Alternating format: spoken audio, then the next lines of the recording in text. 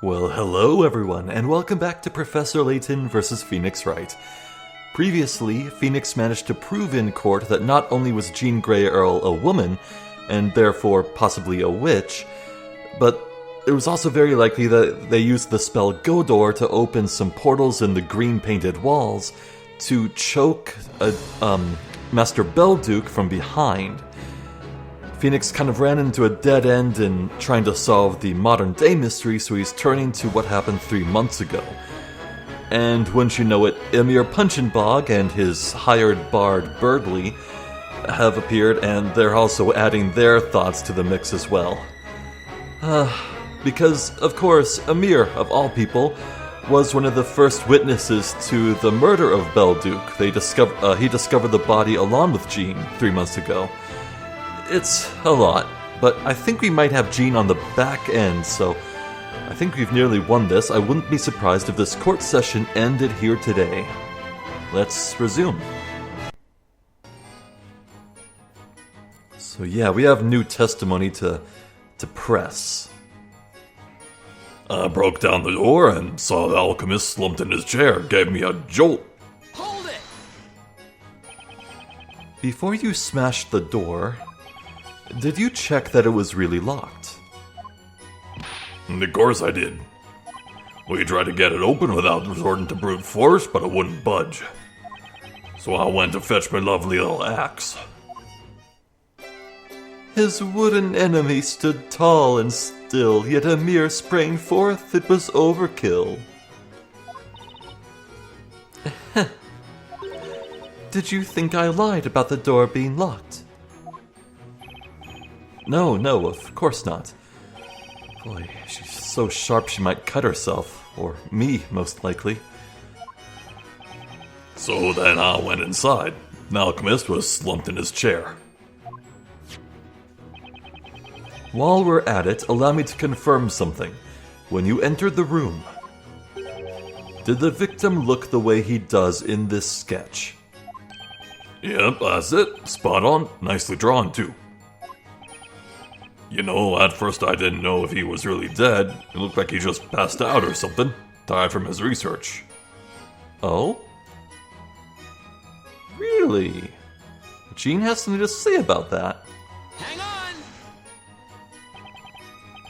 Miss Grey Earl, may I ask you something? Yes, what is it? What do you think about Mr. Emir's testimony? There's nothing amiss, however, Mr. Wright. I can tell what you are thinking. You can? Well, let's see if you're right. When he entered the room, Mr. Emir didn't notice that Master Belduke was dead. On the other hand, I ran straight away to call the Knights of the Inquisition, and so you suspect that I knew beforehand that Master was dead. That's what you're thinking. Your face is like an open book. But isn't that what actually happened? No, I knew something was wrong because Master had very fine manners and would never sleep in his chair. When I saw him like that, I was struck with a very bad realization. I felt certain that something terrible had happened. I have heard about you. The word is that you're very collected and perceptive. It would seem to be the case. It would be more appropriate to call her calculating. Somehow, I feel like you're not paying me enough attention here. That matters not, witness. Let us proceed with the cross-examination. Matters not, eh? No need to be so rude about it.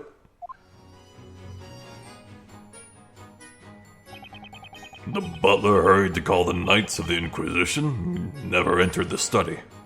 Hold it! Are you sure the butler didn't enter the crime scene? Yeah, like I said, he didn't set foot in that room. I went in and sort of didn't know what to do, but the butler sussed out the situation in the blink of an eye. He told me to stand guard, and then he ran out. She went to call the Knights of the Inquisition, is that correct? That's correct. I went to the nearby garrison. We have the records of when the crime was reported. They match the witness's testimony. I returned to Master Belduke's house with 2 knights. They began an investigation immediately, taking away Master's research materials and concoctions. In the end, I wasn't able to enter that room that day. There can be no doubt about it. As she is the alchemist's apprentice, she was under close observation following the incident. I wasn't aware of that. So, in the end, she didn't have access to the crime scene at all on that day, huh? By the way, what were you doing at that time? Me? What did I do then? I was asked to keep an eye on things, so I went in to have a bit of a look at everything. Hold it! What were you having a look at? Well, I was asked to take care of the crime scene, wasn't I? So I had to, make sure everything was in order. I mean, you know. It's not like I went wild with excitement after being left in the real alchemist room, full of mysterious stuff.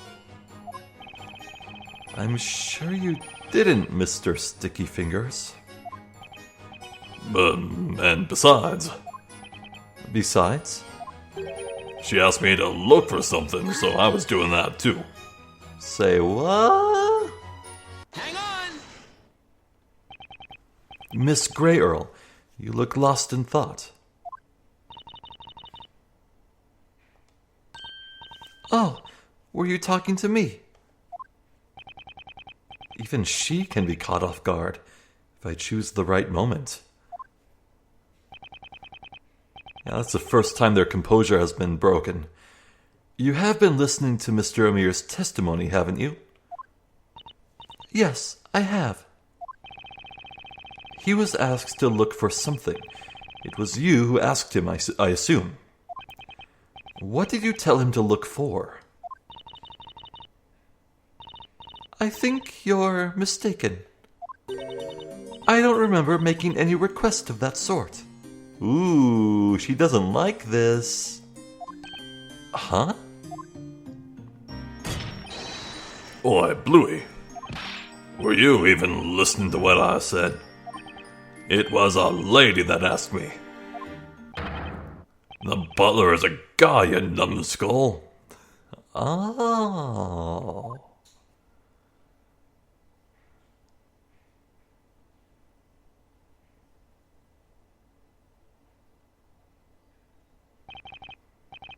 But hey, what's up? Why is everyone looking at me like that? Quite a while ago, we learned that the butler, Jean Grey Earl, is actually female. What? That's why, when you said a lady asked you to search for something, we assumed it was Miss Grey Earl. What? Daydreaming, listening, but not hearing.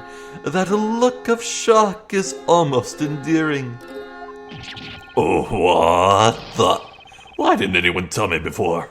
Do you require a personal notification? You should have been listening to the trial.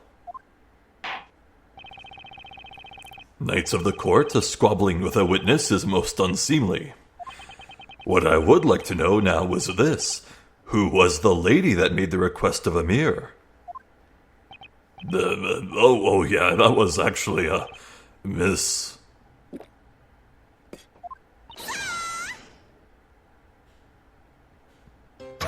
He's absolutely certainly talking about me. Her? The male lady? Oh, and you are? Oh, I'm Letty. Hang on a minute. I'll get down there post haste. This witness bench is a revolving door.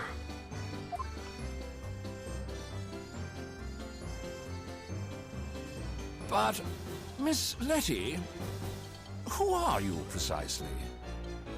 Me? Who am I? I'm Letty Mailer. I'm the courier. I don't think we actually got her name earlier. Letty Mailer. God. The courier. A courier is a person who collects and delivers letters or packages. I know. Thanks anyway, Espella. Wish you'd stop misreading my mind. Hold on, Miss Mailer. Do you mean it was you who irresponsibly made such a request to that troublemaker? Me? Maybe, yes, I guess so. I asked him to help me find something. Outrageous! Why was I not informed of this? I guess no one told you. Maybe because you didn't ask?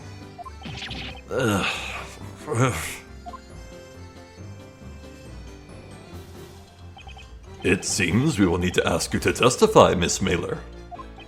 Explain to us how you were involved in this case. Frankly, I wouldn't say I was involved in anything. Now that I'm in a tight spot, I bet it's because that guy said something weird about me. Ease up on me, lady, like the saying goes.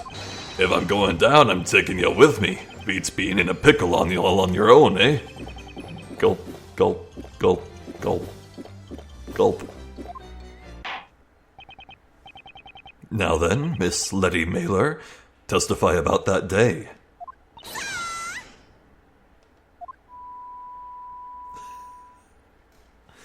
That voice could make windows shatter.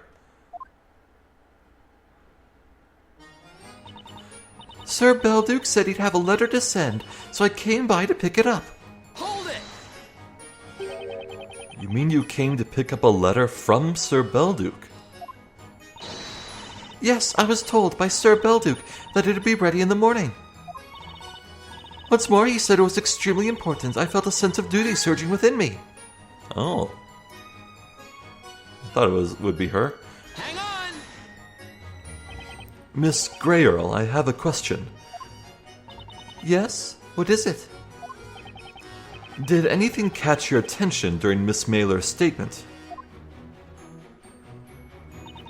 Nothing in particular, and at any rate to begin with, I was not aware of the fact that the courier visited us that day. Oh, that's right, you weren't there when I arrived.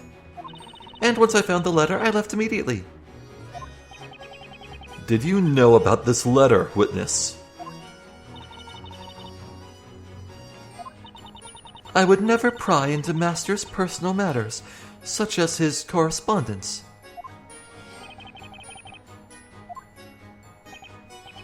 Well, that should conclude the testimony. So now we know there was a third witness. But Miss Mailer only came to pick up a letter. That doesn't help us much, does it? Well, perhaps there is more to it than meets the eye? Too true. A letter, huh?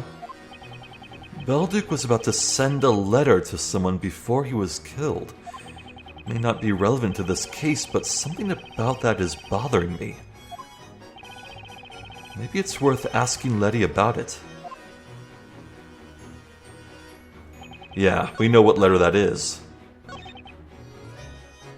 Actually, we never did see press this. He took a nap. Let's look at this. Hold it! You took a nap in a room where a man had been murdered, with the body still in there? Why so surprised, Bluey? It was 9 a.m. I'm usually still half asleep at that hour. I suppose maybe all the merrymaking the night before added to that as well. An infamous celebrity known to all inns. Amir makes merry like a young prince. Huh? So yeah, I was kinda overcome with drowsiness. There was nothing else I could do but go to sleep, right? When the butler returned, accompanied by the two knights, he was supposedly sleeping noisily on the victim's couch. You mean he was snoring? Apparently, he was grinding his teeth. Ugh, shouldn't have asked. But then, anyone could have tampered with the crime scene when Mr. Amir was asleep, right? Good catch, Luke. Anyway, I'd barely caught a wink of sleep when those nights arrived. And me teeth grinding has sort of a paralyzing effect on people, so I've been told. So even if someone had come in, I don't think they'd have been able to do much. Right.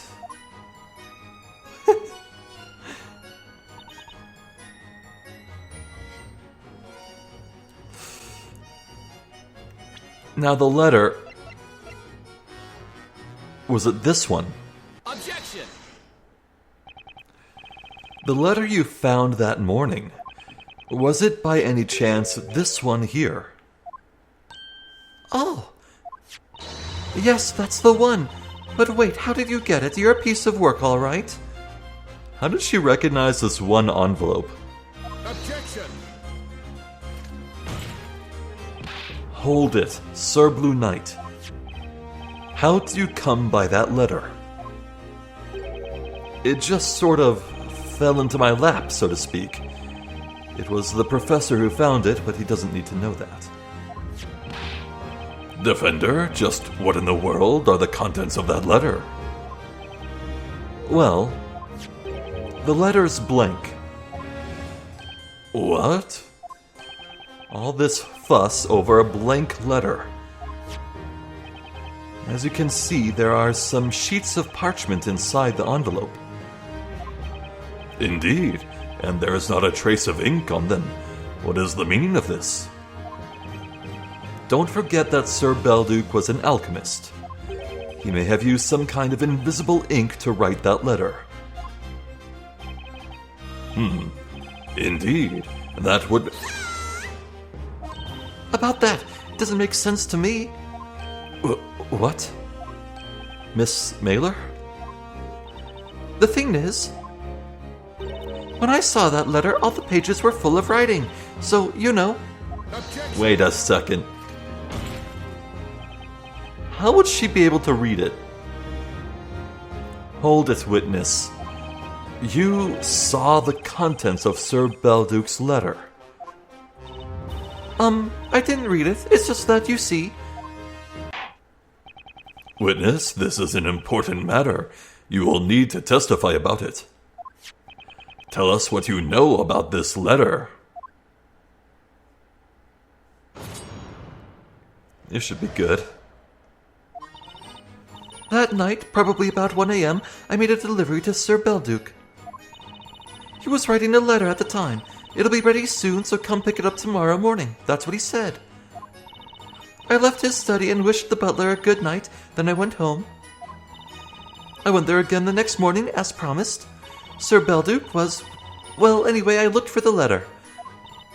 Then that guy went out like a light on the couch. I got a little scared, so I left as soon as I found the letter.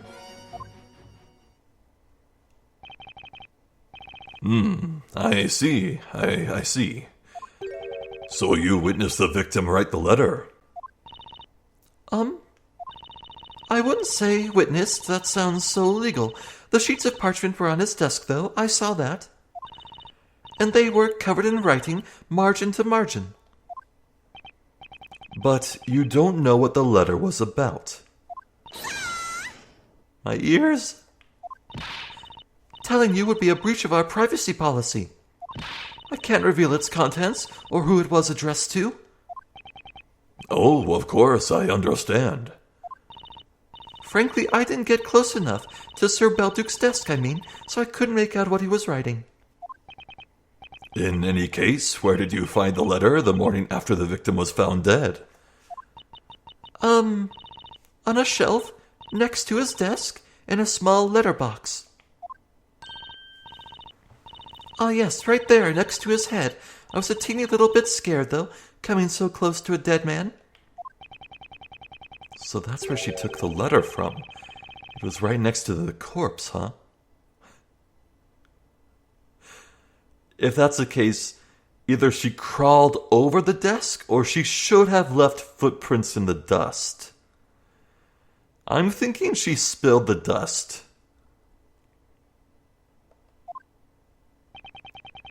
Now that the circumstances are clear, we shall proceed to the cross-examination. Well, all right then. That night, probably about 1 a.m., I made a delivery to Sir Belduke. Hold it! That's pretty late to be making the delivery. Look, he's an alchemist. He gets loads of strange packages, that's why. He'd often order various implements from the glass craftsman, or have someone gather wild herbs for him. He usually carried out his experiments at night, so yeah, he often needed items delivered in the middle of the night. Did Sir Belduke seem at all different than normal when you saw him that night? Different? Let me think. Actually, yes. I think it was about 3 days before Sir Belduke's death. I mean, that lightning strike. Yeah, I would guess Jean would have something to say about this. Hang on! Excuse me, Miss Grey Earl. Oh, what is it? Did anything in Miss Mailer's statement catch your attention? Well, just the lightning strike. Master Belduke did certainly change following that event. I wonder why it affected him so much. An alchemist and the sudden appearance of an old bell tower. Could there be some sort of a connection between them?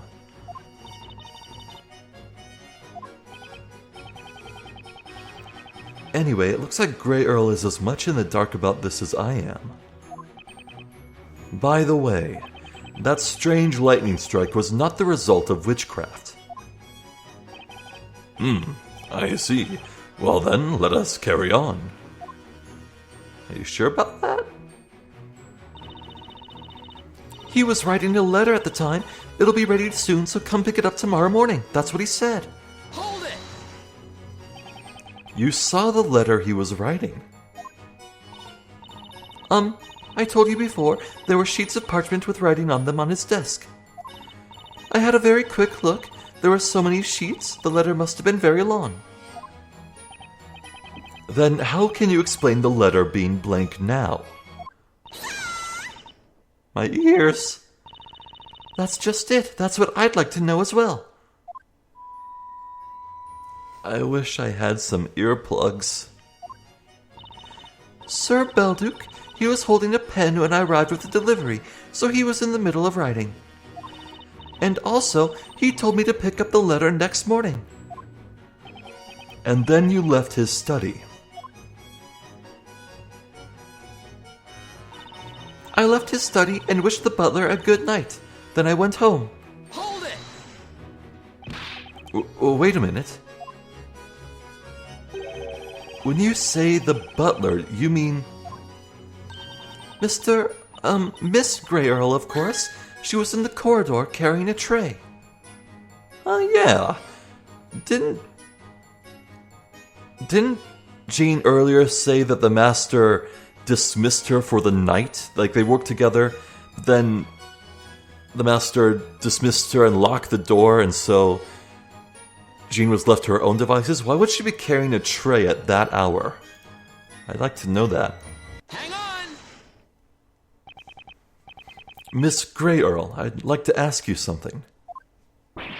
Oh, certainly. What is it? You stated previously that you excused yourself and left Sir Belduke's study shortly after 1 a.m. Yes, that is correct. However, according to Miss Mailer's testimony, the two of you came across each other while you were waiting outside that room.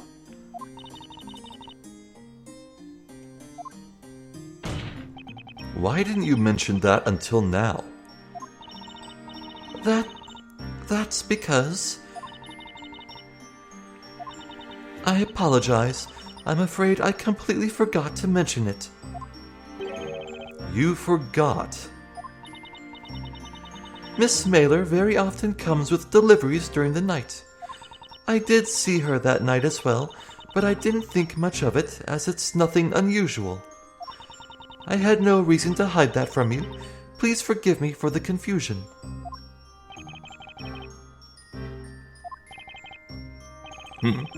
Well, that kind of thing can happen. Human memory is in no way perfect.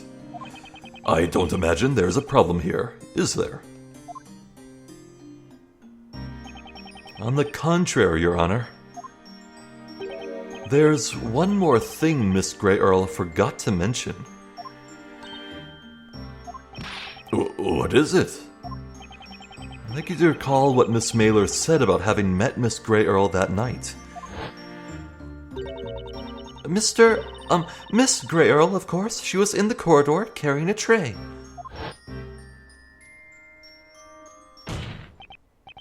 Well, Miss Grey Earl, apparently you were carrying a tray at the time. What do you have to say about that?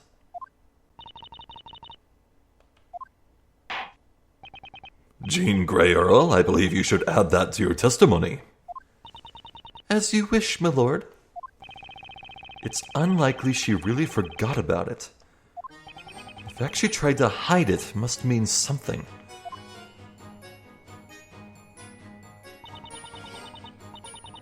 Miss Mailer left just as I was bringing Master his usual drink. Hold it! A drink? What do you mean by usual drink? When Master's experiments continued into late hours, he would always have some juice to ward off sleepiness. What kind of juice? Tomato juice. Ugh. Gross. Also, hello? Hang on! Excuse me, mister.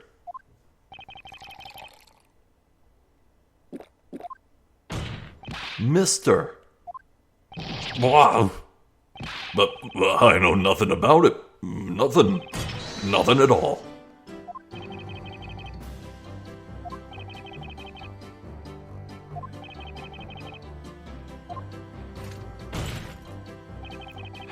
Witness, what have you done this time? They all know. Don't give me that scary look, Inquisitor Barnum. It was only just a little bit. Seriously, hardly anything at all. What are you talking about? What do you think I'm talking about? The juice. The tomato juice, of course. The tomato juice? Oh, you didn't. Surely even you wouldn't.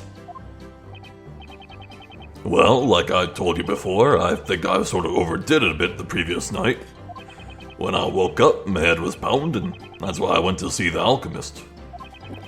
But you know what happened, and when I was left alone in the alchemist's study, it kind of caught me eye. The bottle, I mean, well, yep, there you go. That's... I was completely correct in my theory. Jean spiked the drink with sleep potions. So, the Belduke just leaned back in his chair, fell asleep, and then got strangled while he was unconscious. That's why there was no struggle whatsoever. And, Emir fell asleep on the couch because he sampled the spiked potion. I think we solved this. The tomato juice. I thought it might make the headache go away, you know. So, you drank it? The juice found at the crime scene? Well, why shouldn't I? It's a drink, ain't it? What else do you do with a drink? You drink it, right? And can you tell us where that bottle is now? Come to think of it, I don't remember seeing it at the crime scene. It has been confiscated. Confiscated?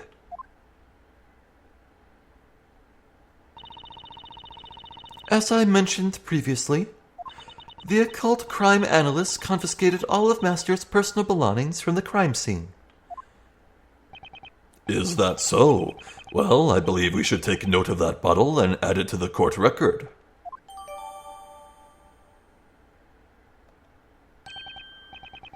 Yeah, so there I was, having a bit of juice when that girl came round. To tell you the truth, I don't quite remember what happened after that. That's when he passed out, huh?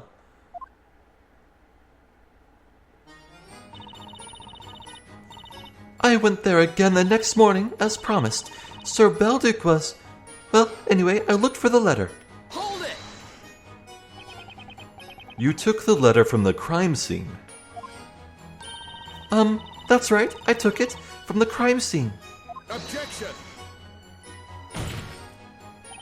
Do you not realize that pinching evidence from a crime scene is itself a crime worthy of severe punishment?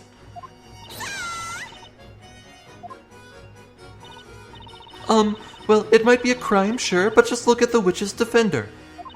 He's got to defend a witch, using any dirty tricks at his disposal. Dirty tricks? What dirty tricks? It's the same for me, you know. I'm a courier, so come rain or shine, I've got to deliver. Where there's mail, there's mailer. I was so inspired by the young lady's spirit that I kinda just had to help. Although inspired by her dedication, he betrayed a lack of concentration. It is entirely my fault that it came to that. Had I only been at the residence then. Blarg. Grail was out notifying the knights at the time. Then that guy went out like a light on the couch. I got a little scared, so I left as soon as I found the letter. Hold it! He went out like a light. He was helping me look for the letter, and then it happened, out of the blue. He just passed out, the rascal. He collapsed, and his eyes rolled back. He wouldn't move. It almost sounds like he died. No such luck, unfortunately. Wow!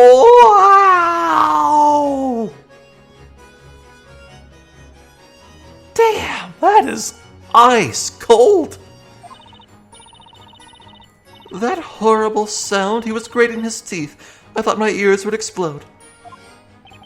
Yep, not sure what came over me. Never happened to me before, sleeping like that.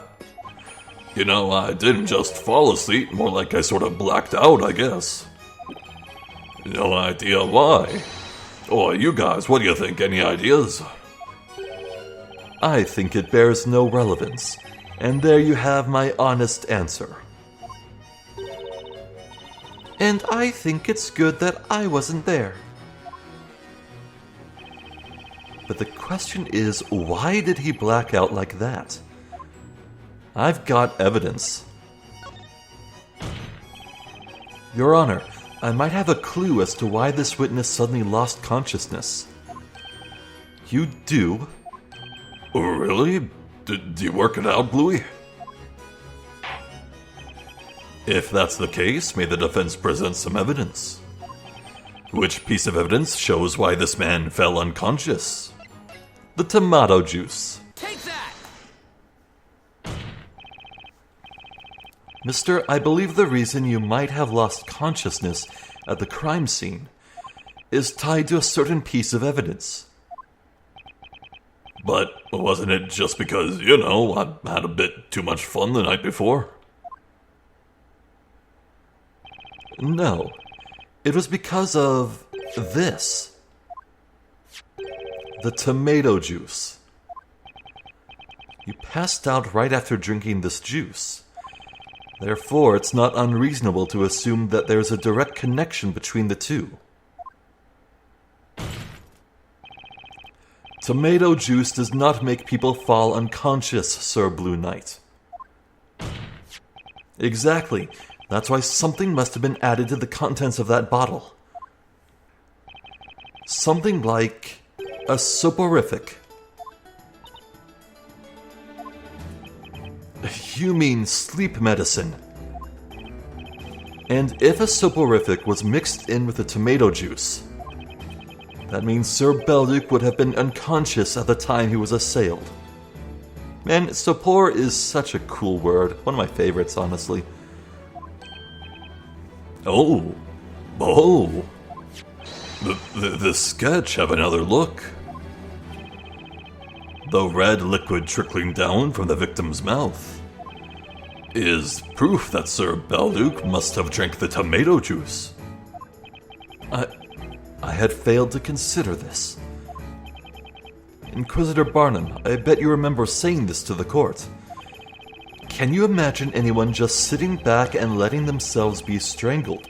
Clearly there should be evidence of a struggle. And since we haven't found any, that must mean the killer erased all traces of a fight from the crime scene.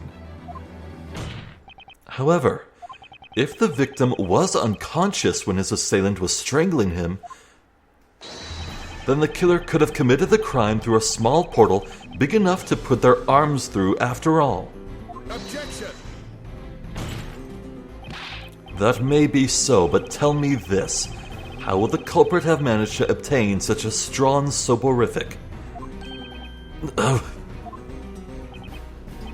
It was very simple, and I think you've realized why. From the alchemist. That's right. An alchemist would no doubt have a wide array of various medicaments in their possession, and an apprentice would have little trouble stealing some of them from their study. Isn't that right, Miss Grey Earl? How should I respond to that? I'm sorry to disappoint you, may perhaps be the best way to put it. What do you mean? Even though that juice bottle has been safely stored for the past 3 months, I'm positive it would be impossible to find any traces of that soporific now.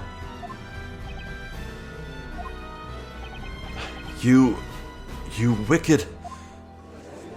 This is unbelievable. Was it really the butler who did it? But everything she says holds true. She was pretending to be a boy.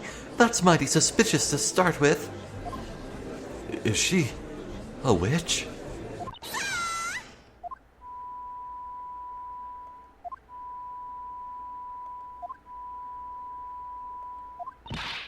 Hold on, everyone.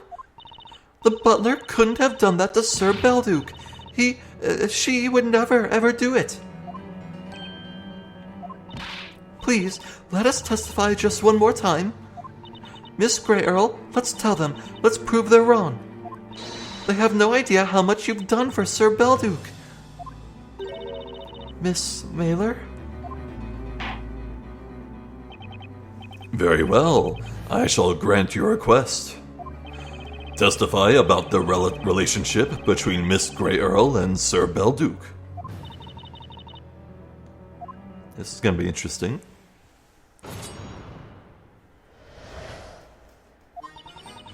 Master took me in, a complete stranger. I will forever be indebted to him. That's why I could never make an attempt on his life, through magic or otherwise. Sir Belduc was a wonderful man. He's the one who recommended this line of work to me. And he's the one who told me about it. The confidentiality obligation, I mean. I've never once broken it. It's true that Sir Belduc evoked fear due to him being an alchemist. However, he was also a man of admirable character, who supported the townsfolk through his research. Why would anyone want to kill such a man? This question keeps haunting me, however much I think about it. Witches need no reason behind their evil. That is what makes them witches.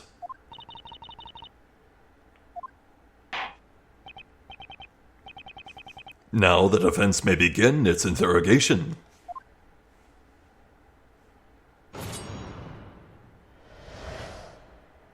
With pleasure. Master took me in, a complete stranger. I will forever be indebted to him. Hold it! How long has it been since you began serving Sir Belduke? I suppose it would be 5 years now. Before that, I'd lost everything. I had nothing and nobody left in this world. You lost everything? That's when Master Belduke helped me. He kindly took me in and gave me work. What did she go through before she started working for Belduke? Later, when I was helping Master with his research, he even taught me how to read and write. Whoa, interesting. I was able to live comfortably for so long, all because of Master. I don't know much about Grey Earl, but she doesn't seem the type to kill someone she owes so much to. Everyone in this town knows how you served Sir Belduke. Now you may continue your testimony.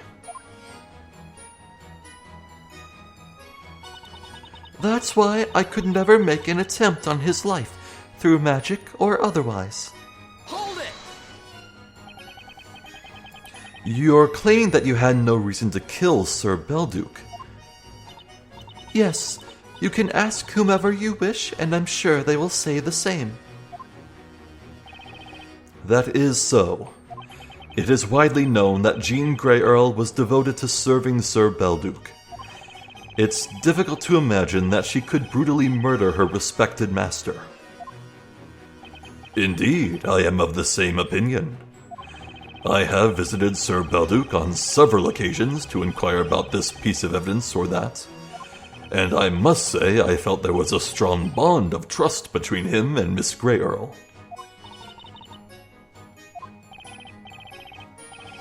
Do you still think you can come up with a motive? Motive? Jean Grey Earl's motive for murder.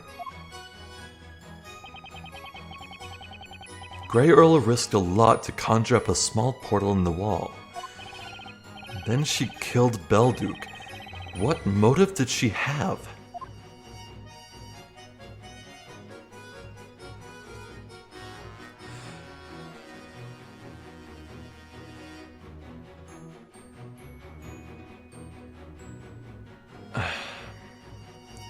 It's something to do with the bell tower. Something about the change. Maybe even something about the letter. I'm gonna leave it for now. Let's examine the other stuff. I can't come up with any reason why Grey Earl would want to kill Belduke. I'd better wait until I have some more information to go on. I think we've heard everything the witnesses had to tell us. We won't get any more out of them. Ispella. Miss Grey Earl wouldn't kill Sir Belduke. But he's dead. And when you think about who could have killed him... Are you alright, Mr. Wright? The murder happened. Nothing's going to change that. But was murder really the culprit's primary objective? What are you thinking about, Mr. Wright? I think I may need to consider some other possibilities after all.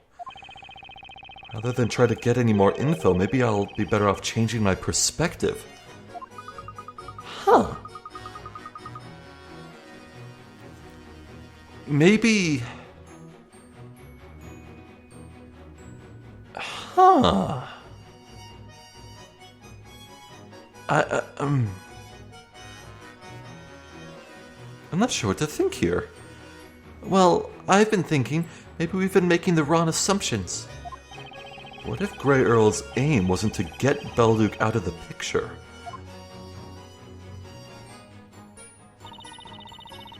Sir Belduke was a wonderful man. He's the one who recommended this line of work to me. Hold it! You mean you became a courier because of Sir Belduke? That's right. I was also an orphan. I'd been stealing bread or apples and such from stalls and shops to survive. I was known far and wide among the traders in the shopping area. I was famous, or rather, infamous. Was she stealing from Mrs. Eclair too? And one day Miss Grey Earl took me there, to Sir Belduke's residence, I mean. Sir Belduke helped me. He helped me to find a suitable job. And so you became a courier? Yes, see, I only had one real skill. I'm light-footed. At first I didn't take it seriously. The job, I mean. I didn't care about work. But then I realized it. That's not so bad to be useful, to other people. So I owe him a lot too, you see. Sir Belduke, I mean. What a heartwarming story. I think the judge just wiped away a tear with the rim of his hood. The more you hear about Sir Belduke, the more obvious it will become that no one had any reason to want to kill him. It sure does seem that way. And he's the one who told me about it. The confidentiality obligation, I mean. I've never once broken it. Hold it! The confidentiality obligation is a rule held among couriers, is that right? Yes, a courier must not disclose the contents of a letter, nor the names nor addresses of its sender and recipient. But I'll tell you confidentially that, I love gossiping, bad-mouthing people, especially. So I wasn't confident I could keep it. The confidentiality obligation, I mean. I was tempted to talk about this and that. To think that Belduke trusted her. But then Sir Belduke spoke to me. He told me this. Think about how you would feel if in that person's place. And that got me thinking. I really like to gossip, but when it comes to being gossiped about, people's messages are their secrets, and secrets must be kept. Indeed, no one would want their letters to be publicly known. She's certainly determined when it comes to confidentiality. That's why she doesn't want to disclose the addressee of Belduke's letter. Yeah, this is a secret that Phoenix is keeping close to his chest for now. I'm not going to get it out of her. Or maybe he doesn't know. I promised Sir Belduke, and I'm going to keep it no matter what. The promise, I mean. It's something I can pride myself on, right? End of the road for testimony. Everyone knows that Miss Grey Earl respected Sir Belduke. That's why it seems so inconceivable that she could be the killer. She doesn't have any motive. But that crime did take place. At this point, what we probably need to do is look at this case from a different angle. Change the perspective, so to speak. We just need to look at it from another angle? I wonder. I feel we're getting close to the truth here. Now I just need to follow it through. That's an attorney's duty. I'm sure you can do it, Mr. Wright. Yeah.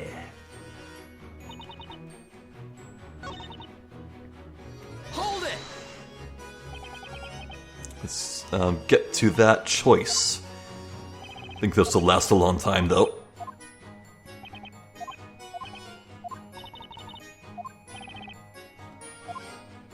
Here we go, a motive.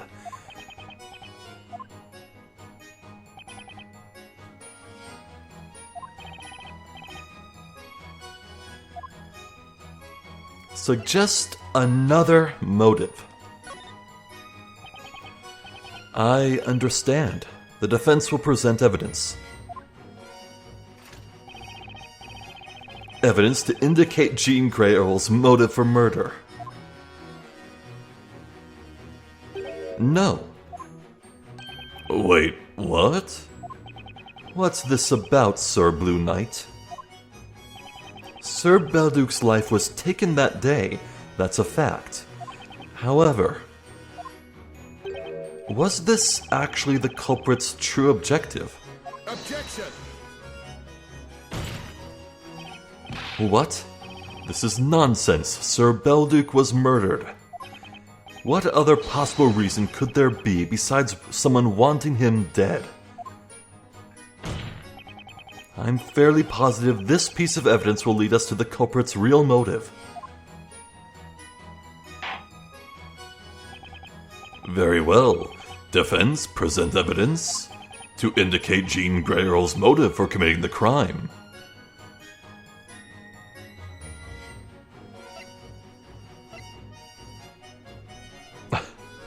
Out of everything here? Yeah, no, this letter's literally it. I want to think that... Look, Jean was mystified by her master's sudden change. Something spooked him, and she wanted to know what was going on. Even if it meant reading the letter he would pen. I think that's it. I think it was as simple as Jean wanting to read the letter. Take that! Miss Grey Earl had no reason for wanting to kill Sir Belduke. However, there was another incident that night which is related to this case. And I have an idea what it was. Another incident. I'm referring to this letter. Sir Belduke wrote a letter shortly before his death, yet all we have here are some blank sheets of parchment. Fascinating. Are you saying maybe a witch used some kind of ink-removing magic on that letter, Mr. Wright? No. The spell used by the witch was, of course, Godor. Let's go over the state of the crime scene one more time. As we know from Miss Mailer's testimony, the letter was in a letterbox next to the victim's head. Oh yes, it's in the sketch as well. The letterbox is on the far side of the shelf. The point of note is the location of that letterbox. Unbelievable. As Inquisitor Barnum seems to have noticed, the letterbox is within reach of the small portal conjured by the witch behind the painting on the wall. Oh, indeed it is. And as Sir Belduke's butler, you would have known exactly where he keeps his letters.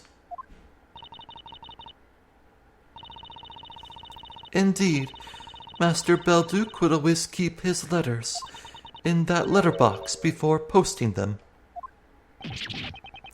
You mentioned no such thing.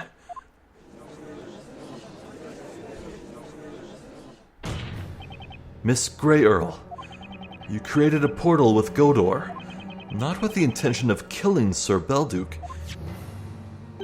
You were after this letter, weren't you? That's merely wild conjecture. I didn't even know about that letter at the time. You didn't. Now that's very strange. When Miss Mailer came by that night, Sir Belduke was busy writing that letter. And that's when you entered, carrying a bottle of tomato juice. Oh. There's no way you wouldn't have known that your master was writing a letter to someone. And you could have known even more than that. For instance, perhaps you knew what he was writing about. That's enough. I served Master Belduke as his butler.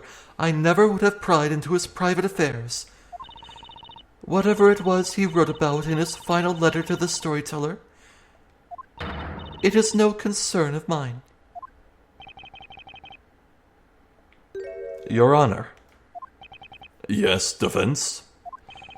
I'd like Miss Grey Earl's last statement to be added to her testimony. Any objections, Inquisitor Barnum? No, my lord. Very well. Witness, include what you just told us in your testimony. As you wish, my lord. I had no reason to take his life, nor steal his letter to the storyteller.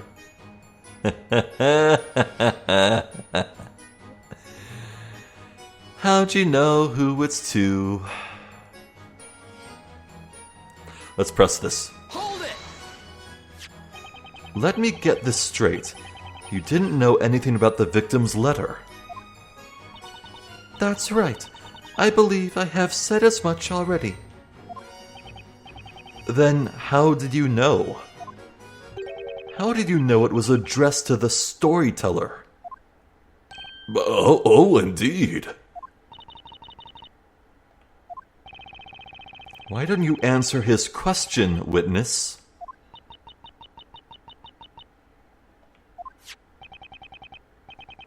It's true this letter is addressed to the storyteller. But when did you find out about it? I have spoken about the murder with many people over the past 3 months. Oh? Well, I think, Letty has something to say about that. Hang on! Excuse me, Miss Mailer. Oh! Ow. I thought I caught her off guard, but it's her screech that's caught me off guard. Is there perhaps anything you'd like to add to Miss Grey Earl's testimony?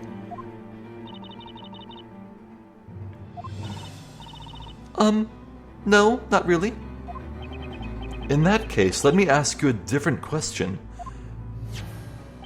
Did you tell Miss Grey Earl about Sir Belduke's letter? Ooh. I don't know. Do not beat about the bush, witness. Answer the question. If I may briefly interrupt. I am testifying right now. If you wish to question Miss Mailer, please do so once you have finished interrogating me.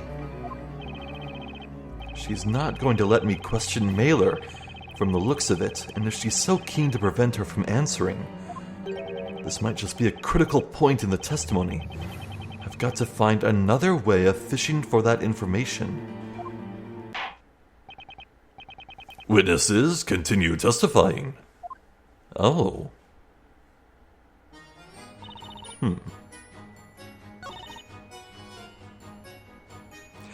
You never once broken it? But I could have sworn you just told Jean about it's to the storyteller.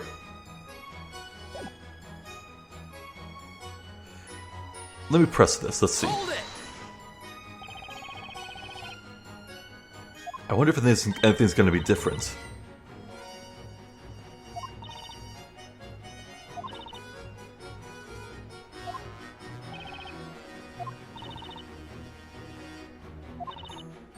Yeah, this is the same dialogue we read before.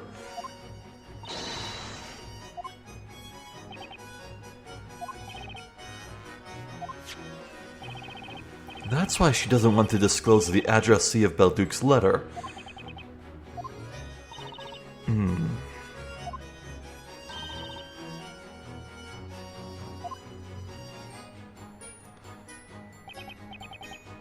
Well, that's interesting then.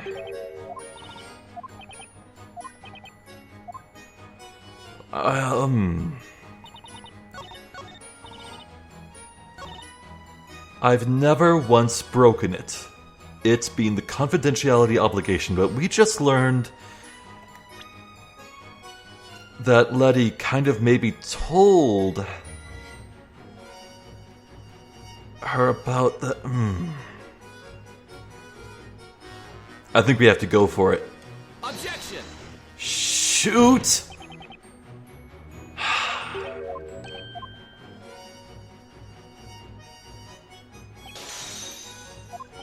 My big carrots!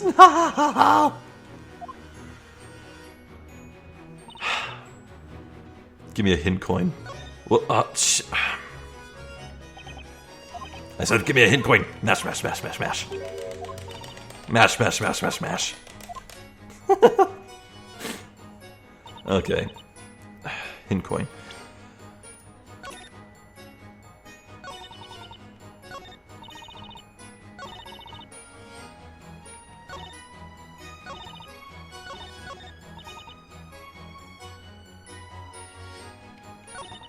Wait, press this? But...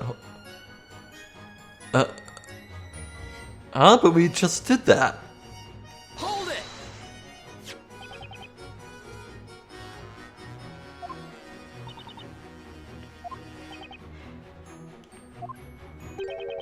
Yeah, how did... what do I do here, then? This is the same route we went down before. We saw this. What's going on?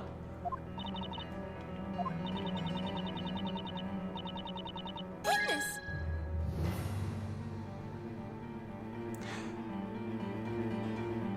Well, okay.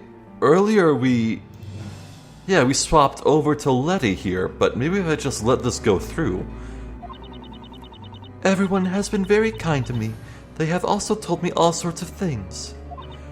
I must have heard about it from someone at some point. Well, that incident was certainly much talked about. Would you not agree, defense? Does her testimony hold together? There's a contradiction. There is a huge contradiction in Miss Grey Earl's testimony. You are becoming very predictable, Sir Blue Knight. If there is a contradiction, I hope you have the evidence to prove it. Here's my chance.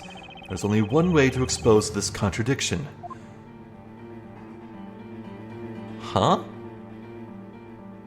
Oh, right, I can't present evidence. I can get it out of Letty.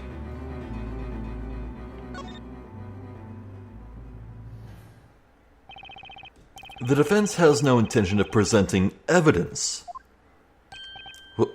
What? The proof that there is a contradiction cannot be found in the court record. What is the meaning of this, Mr. Wright? The professor pointed it out to me in the previous witch trial. In this court, an attorney's arsenal isn't limited to the court record. Each of the witnesses in this trial has given their own account of what occurred. Therefore, whenever one witness has testified, the other remaining witnesses have listened. Should one witness's testimony differ from another's testimony, then I suppose that in itself can also be considered a contradiction, can it not? Juxtaposing contradictory testimonies from different witnesses is the key. Say that 3 times fast. Juxtaposing contradictory testimonies, juxtaposing contradictory testimonies, juxtaposing contradictory testimonies. Yeah, see? Miss Grey Earl. Your testimony contradicts another one that we've heard in this court today.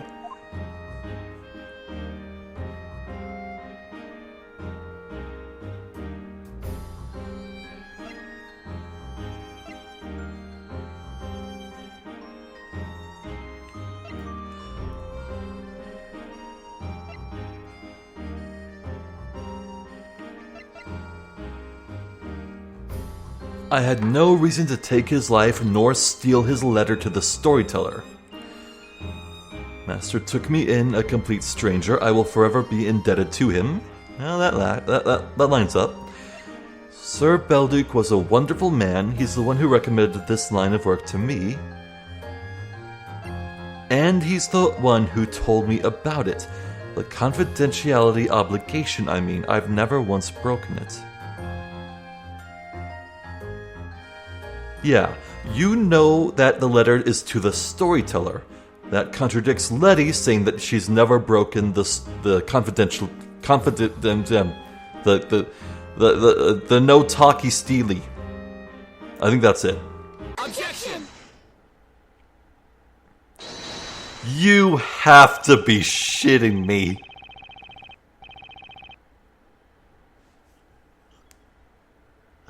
That is so absurd. They turned the statue.